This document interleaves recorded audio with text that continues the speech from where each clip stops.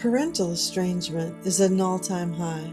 If you are experiencing this phenomena, you are not alone. Estrangement is becoming a trend, and that should make all of us uncomfortable. Not because estrangement isn't real, not because boundaries don't matter, but because cutting people off is increasingly being treated like a badge of growth instead of a last resort grief.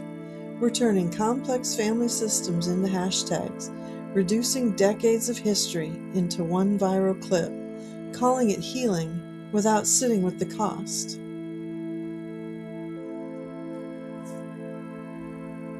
Sometimes distance is necessary, sometimes it saves lives, and sometimes it's chosen because discomfort feels harder than repair.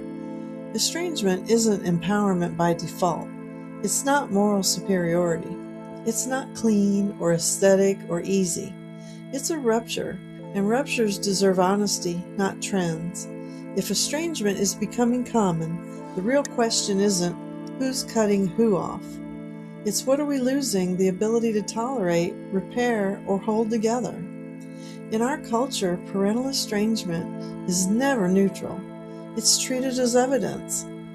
It's treated as a sign that something must have gone wrong.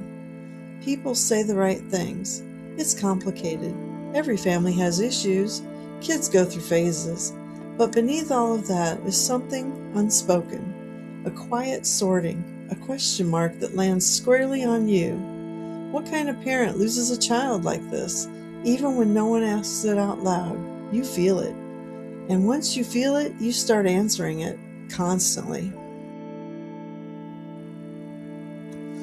You replay your parenting history, not for reflection, but for defense. You catalog your mistakes like evidence in a trial. You rehearse explanations no one has asked for, just in case. You tell yourself you're trying to understand, but shame isn't interested in understanding. It's interested in verdicts. It turns love into something you feel the need to justify. It turns boundaries into something you feel the need to defend. It turns silence into something you feel responsible for explaining. And that's the quiet weight estranged parents carry. Not the loss, but the constant need to prove their humanity. Estrangement has started to be framed as growth, as self-respect, as emotional intelligence, and sometimes it is. But sometimes it's something else. Sometimes it's avoidance dressed up as healing. Sometimes it's anger mislabeled as peace. Sometimes it's exhaustion masquerading as clarity. And sometimes, especially in generational relationships, it's a decision made without fully reckoning with the weight of what's being severed.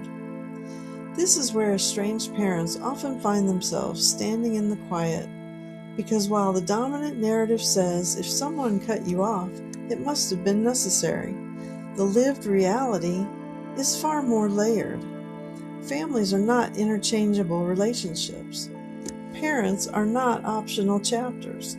History doesn't just disappear just because contact ends.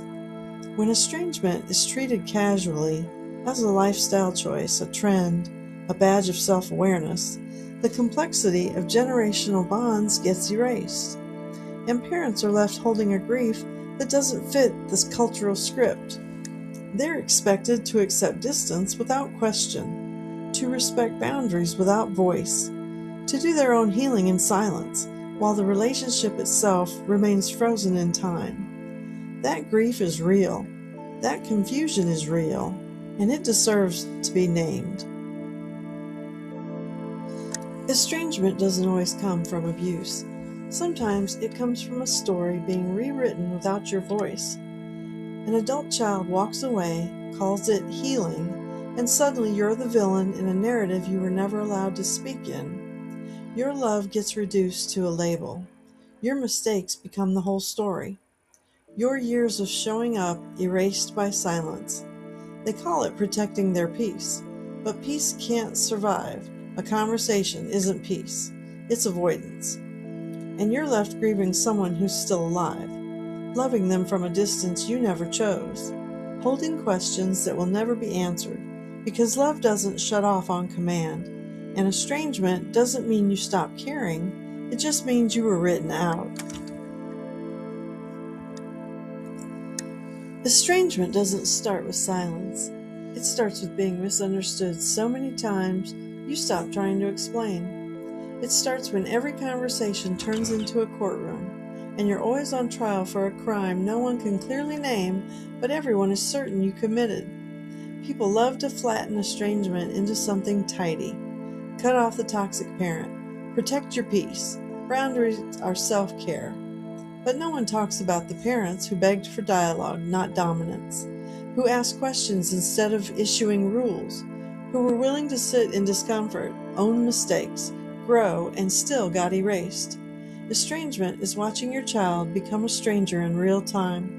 It's realizing they lived entire chapters without you. New loves, new names, new versions of themselves, while you're frozen in the last moment that you mattered. You grieve someone who is still alive, and you're expected to do it quietly, gracefully, and without anger, without asking why. You're told that if you were healthy, you'd accept silence. If you were healed, you wouldn't ache. If you were safe, you wouldn't want answers. But love doesn't shut off on command, and wanting repair is not the same as refusing accountability. Estrangement is not always about abuse. Sometimes it's about narratives that can't survive complexity, about someone needing you to stay the villain so they don't have to sit with their own contradictions. So you stop reaching, not because you don't care, but because you're tired of bleeding for clarity that will never come. You don't disappear, you endure. And that part, the part where you keep living with an unfillable absence, that's the truth no one posts about. From a parent's point of view, estrangement is exhausting. It's loving someone you're not allowed to show up for. It's biting your tongue while your entire history is reduced to a few sentences that you don't recognize. It's being told to respect boundaries without ever being allowed to speak your own truth. There is frustration here, real frustration. Frustration with silence that feels permanent, with narratives that leave no room for complexity, with carrying blame in public while grieving in private. Most estranged parents are not asking to control, fix, or rewrite the past. They are asking to be seen as human, flawed, layered, and still capable of love. Estrangement doesn't make you a villain. It doesn't erase the years that you showed up. And it doesn't mean you stop hurting just because you stop reaching.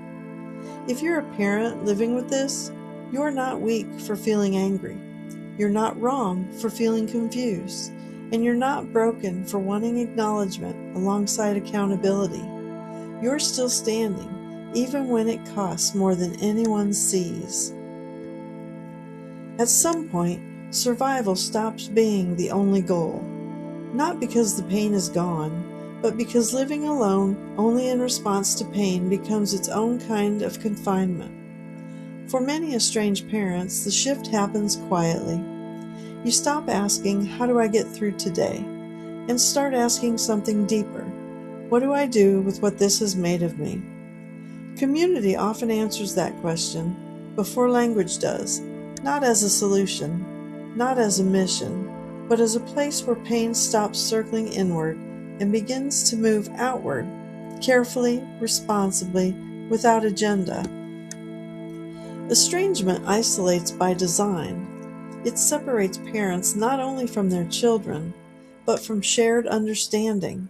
It turns parents into outliers in conversations they once belonged to. It creates a silence that feels personal, even when it's cultural. Community doesn't fix estrangement. It restores something quieter and just as necessary, relational belonging. Acceptance isn't a moment. It's a slow release. It's the quiet decision to stop checking for signs, to stop rehearsing conversations that will never happen, waiting for clarity that never comes, and then something shifts. Not happiness, not relief, but space. Space to breathe without bracing. Space to think without spiraling. space to live without constantly scanning the horizon. The grief doesn't disappear, it just stops running the show. This isn't healing, it's stabilization. And for many estranged parents, stabilization is the first solid ground that they have felt in years. In online therapy spaces, parents are often discussed as concepts instead of people, flattened into labels, diagnosed from fragments, summarized by stories they never were invited to tell. Estrangement conversations rarely pause to ask what it means to lose a child who is still alive, to love without access, to grieve without permission, to carry accountability and heartbreak at the same time. Not every estranged parent is abusive. Not every silence is manipulation. Not every attempt to repair is control. When therapeutic language becomes absolute, it leaves little room for complexity, and even less room for parents who are still reflecting, learning, and trying to stand with integrity. This isn't about rewriting anyone's story. It's about allowing more than one truth to exist at the same time. There comes a point when you stop trying to prove you're not the monster in someone else's story. You realize no amount of explaining will matter to people who need to cast you in a role so their version makes sense. So you step back, not because you're guilty, but because you're done bleeding for clarity. Estrangement isn't always about abuse and neglect. Sometimes it's about discomfort, about someone refusing to sit with complexity, about choosing distance over dialogue because silence is easier than accountability on both sides. I didn't disappear. I stopped performing remorse for things I didn't do. I stopped shrinking myself to fit a narrative that required my erasure. This is the part no one likes to talk about. You can love fiercely and refuse to be rewritten. You can grieve what was lost without accepting a false identity. I am not waiting in the ashes. I am building a life that doesn't require permission to exist. And if reconciliation ever happens, it will be rooted in truth, not fear, guilt, or silence. That's not bitterness, that's integrity. Estrangement doesn't always come from cruelty.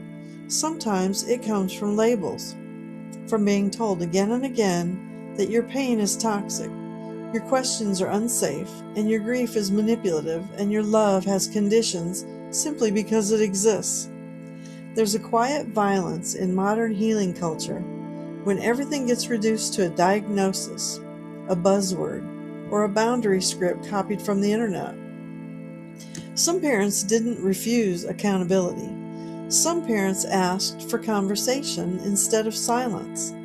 Some parents didn't cross boundaries. They just didn't disappear fast enough to make the others comfortable. And some parents were also in pain themselves, in crisis, grieving, trying to parent while unraveling, healing, and surviving, which means some moments may have landed differently than intended, not because of malice, but because everyone was hurting at once.